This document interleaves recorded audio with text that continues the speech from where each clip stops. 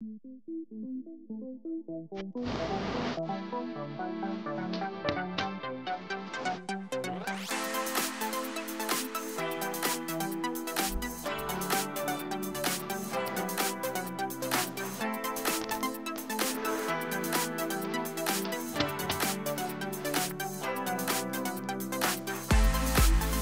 is GPX Demon GR165RR.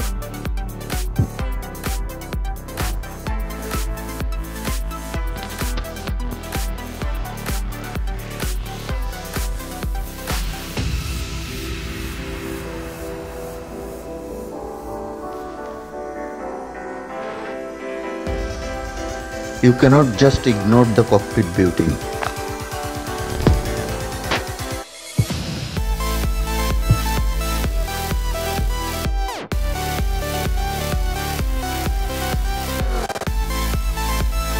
The front USD suspension is just amazing.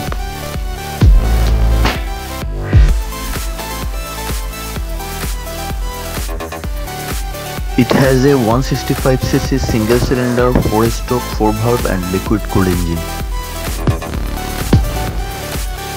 It is so sexy and dynamic in design.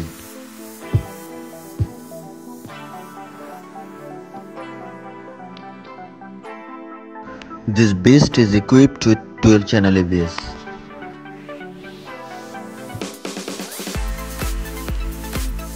It can produce total power of 19 bhp and 15 Nm of torque. Its front look is so aggressive and sporty. For better speed, grip and cornering, it has 100 by 80 section front and 140 by 70 section rear tire.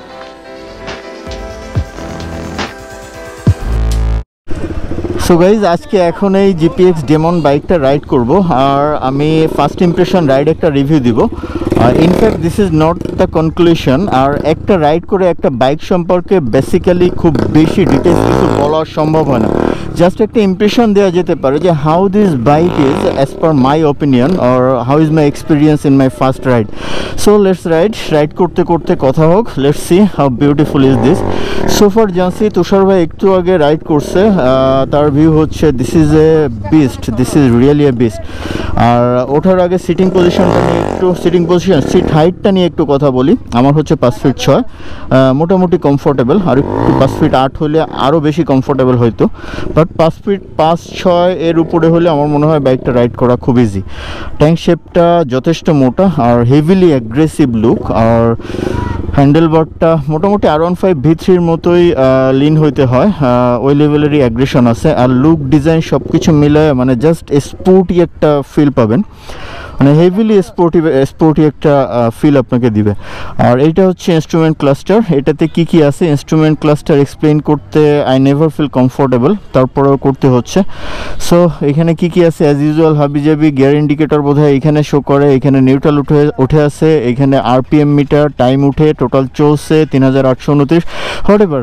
সব কিছু মেলে এই লুকিংটা আমার কাছে ভালো লাগছে, খারাপ না। আর সব থেকে বড় বিষয় হচ্ছে এই বাইকটার এই লুকটা, cockpit design. This is really cool. That looks like really a beast. That looks like a powerful machine.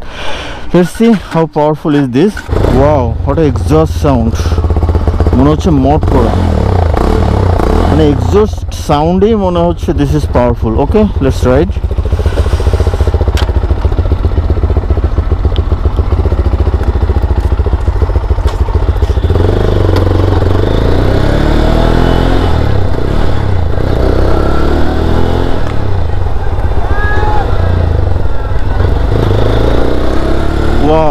Wait balance তো যথেষ্ট ভালো, ওয়েট ব্যালেন্স খুবই ভালো, যথেষ্ট ভালো লাগতেছে weight balance, fantastic weight balance. আর সাউন্ড যে লেভেলের সাউন্ড করতেছে, মানে আশপাশ দিয়ে সবাই এটার দিকে মোটামুটি একটা ইয়েতে তাকাচ্ছে যে এটা কি যাচ্ছে, স্পেশালি লুকটা এত সুন্দর করছে।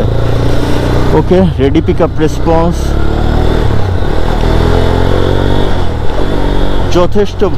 যথেষ্ট ভালো ready pick up response, fantastic.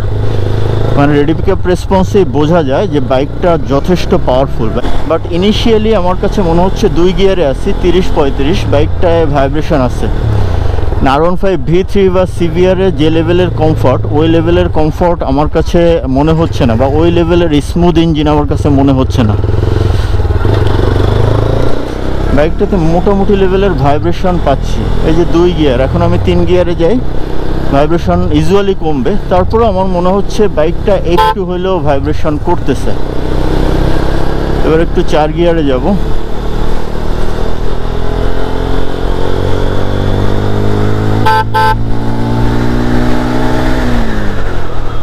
Wow, ABS function তো সেই লেভেলের ফাংশন।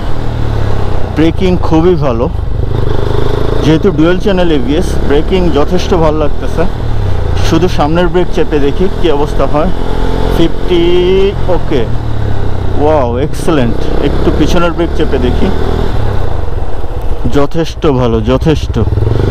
ব্রেকিং ফিডব্যাক আলহামদুলিল্লাহ খুবই ভালো। বাট বাইকটা চালাইতে গিয়ে একটা জিনিস আমার মনে হচ্ছে, আমি লিফান কেপিআর 150 বা 160 যখন রাইড করছি, সেম লেভেলের মনে হয়েছে, একেবারে সেম মনে হচ্ছে। লিফান কেপিআর যেমন পাওয়ারফুল, হেভিলি পাওয়ারফুল, পাওয়ার টর্ক প্রচুর পরিমাণের, বাট ভাইব্রেশন আছে। আমার কাছে মনে হচ্ছে ঠিক সেম লেভেলের ভাইব্রেশন দিচ্ছে, পাওয়ারও পর্যাপ্ত, টর্কও পর্যাপ্ত, আর একই সাথে আমার মনে হয় কিছুটা ভাইব্রেশনও বাইকটাতে আছে। এইটা হচ্ছে এই বাইকটার আমার কাছে নেগেটিভ একটা আসপেক্ট মনে হচ্ছে, হোয়াট এভার আর কি। আর আসলে ইচ্ছা মতো টানা যায় না, বা টানতে গেলে একটু টেনশন কাজ করে, যেহেতু বাইকটা আমার না, সো একটু কাজ করে। বাট ইনিশিয়ালি আমার কাছে স্মুথ মনে হচ্ছে না, বা ইঞ্জিন রিফাইনমেন্টটা খুব একটা ভালো মনে হচ্ছে না।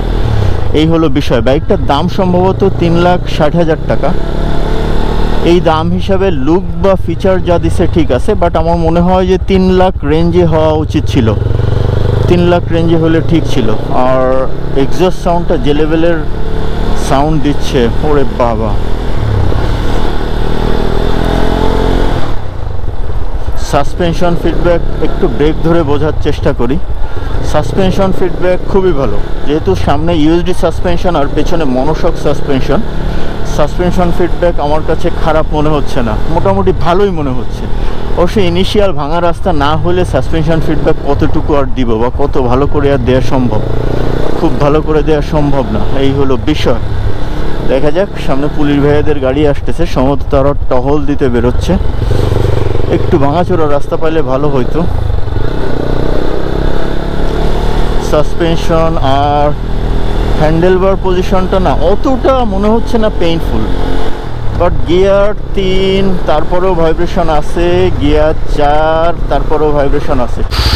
দেখি টার্নিং রেডিয়াস বা মোড় ঘুরতে মোটামুটি ভালোই কনফিডেন্স নিয়ে মোড় ঘোরা যায়। টার্নিং রেডিয়াস মোটামুটি ভালোই মনে হয়েছে, মানে অনেকগুলোতে খুব প্যারাদায়ক মনে হয়, বাট এটাকে আমার খুব একটা প্যারাদায়ক মনে হচ্ছে না। এখন আর একটু ঘুরি, এদিকে একই জায়গায় বারবার ঘুরতেছি। আর এইখানে যেহেতু লোকজন প্রচুর, ময়ূর আবাসিক এলাকা, অনেকেই আমাকে এই বাইকটা বলছে যে রিভিউ করতে। সো আজকে সুযোগ হলে একটু চালিয়ে দেখার, যে কারণে এটা চালিয়ে দেখছি। আর স্পেসিফিকেশনের জন্য কিছু শট নেওয়ার দরকার ছিল, দেখি সামনে গিয়ে কিছু শট নিয়ে তারপর স্পেসিফিকেশন নিয়ে কথা বলি। পাওয়ার টর্ক, ইঞ্জিন রিফাইনমেন্ট, সাসপেনশন, এগুলো নিয়ে তো কথা বললামই। আর প্রাইস তো আমার কাছে বেশি মনে হচ্ছেই। আর ওভারঅলি সিটিংটা আলহামদুলিল্লাহ খারাপ না, সিটিংটা ভালো। রাইড মোটামুটি যা হবার হয়ে গেছে, ইনিশিয়াল এক্সপিরিয়েন্স যা হবার আমার মনে হয় যে এটাই ঠিক আছে। মানে ফার্স্ট রাইডের জন্য আরেকটু চালাইলে ভালো হইতো, বাট লাইট নাই, ওরা ওয়েট করতেছে, এই হলো বিষয়। এখন দেখি আর একটু রাইড করে দেখি, একটু এক্সিলারেট করে দেখি।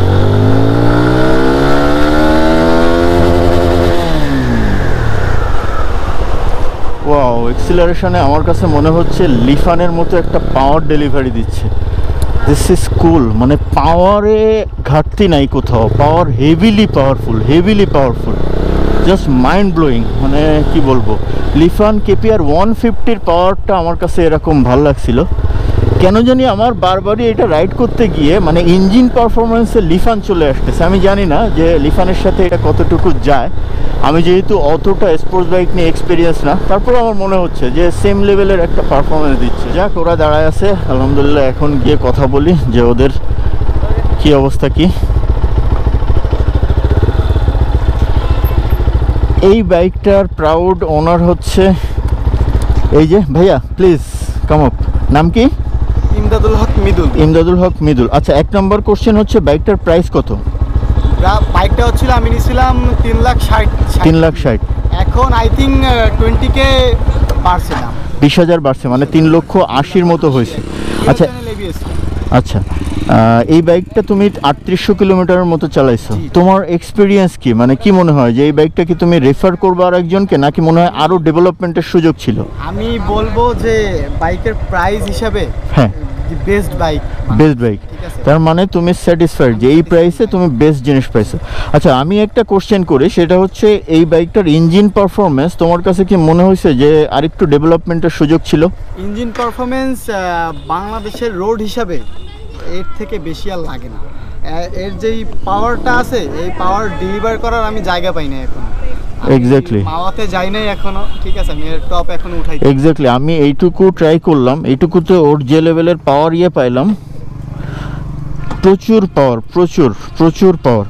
আরেকটা বিষয় হচ্ছে গাইজ, একটা বাইক যে কিনবে তার কাছে সেটাই সেরা বাইক, সবসময় এইটাই হওয়ার কথা। আপনি যে বাইকই কিনেন না কেন, সেটাই যেন আপনার কাছে সেরা বাইক হয়, এই হলো বিষয়। যার যে বাজেট, সে সেই বাজেটে সেটা কিনবো। বাট ওভারঅলি আমার যে এক্সপিরিয়েন্সটা, আমি সেটা শেয়ার করার ট্রাই করলাম। That may not match with your opinion or experience, but fact হচ্ছে যে কিনছে সে এই বাইকটা নিয়ে satisfied, that's the final issue. আর আমি আমার ইস্যুটা তো শেয়ার করলাম।